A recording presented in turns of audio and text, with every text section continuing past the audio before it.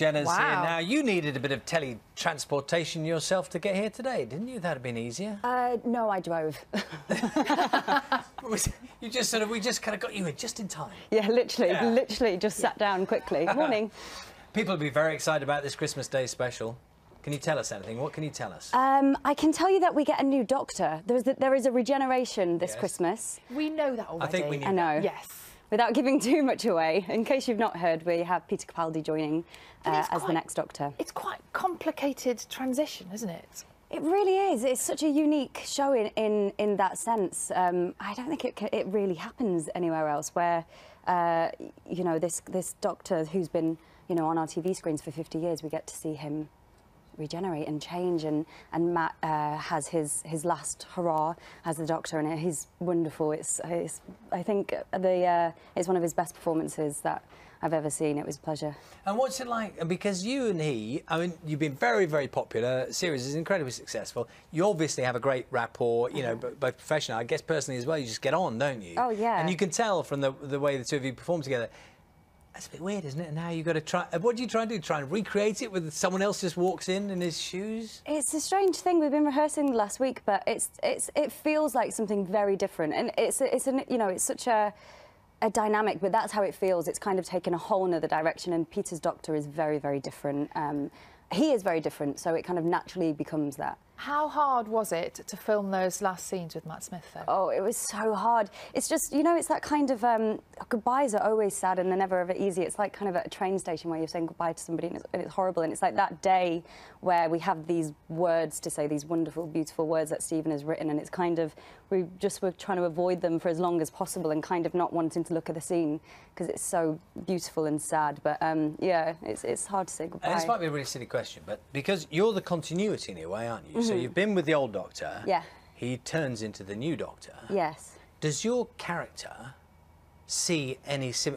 Are you allowed to see anything of the old doctor in the new one? Do you see what I mean? Or is it completely different? Or is your character allowed to kind of go, do you know, that's a bit like... Oh, well, do you see what I mean? Well, she understands what a regeneration is, but it's kind of like imagining your best mate suddenly has a completely different face and coming to terms with the fact that you look so different. I mean, it's just absolutely different. Is there a trail that goes through? Well, he's still the doctor. He's still the doctor, and he's still, you know, lived for over 1,000 years, so he's still got all the memories of her, but he is a very different man, and I think he's going to come to terms with the man that he is. And I know the whole episode is very much shrouded in secrecy. We're not allowed to see all of it or even particularly talk about all of it, but will the people who pay close attention to Doctor Who have some of their questions answered? Because Doctor Who is all about rules and laws and things that have happened that you remember from 40 years ago. Well, Stephen's very clever. There's lots of things that tie up very cleverly that, you know, that had been maybe mentioned years ago, and then they suddenly come back into play now. So it's kind of like this wonderful arc in a way.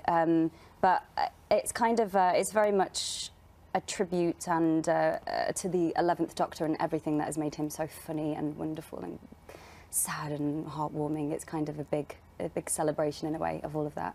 And professionally, things are very good for you at the moment, because not only are you in the Doctor Who special, you're also in the Death Comes to Pemberley. I had a bit of a mad summer where I lived a double life of filming Austin in the countryside, kind of chats with House Idyllic, sheep all around, and then getting on a plane going to San Diego and at Comic-Con, like science fiction convention. So it was like this really strange double life for the summer.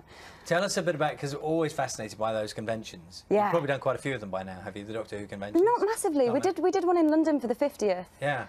You meet some characters at those things, don't you? Yeah. The really big fans? Yeah. Are they scary ever? Do you know what? It's more kind of, it's just people who love the show and are so happy to meet you and are so happy to be there that it's kind of, it's a celebration, and that's kind of... And do they know more than you about Doctor Who?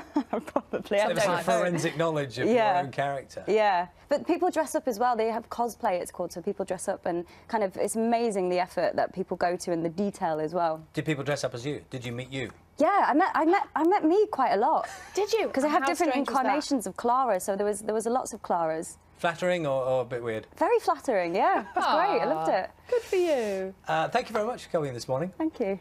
And the Doctor Who Christmas special, Time of the Doctor, is on Christmas Day at 7:30, and Death Comes to Pemberley starts on Boxing Day. That's at 8:15, both of them on BBC One.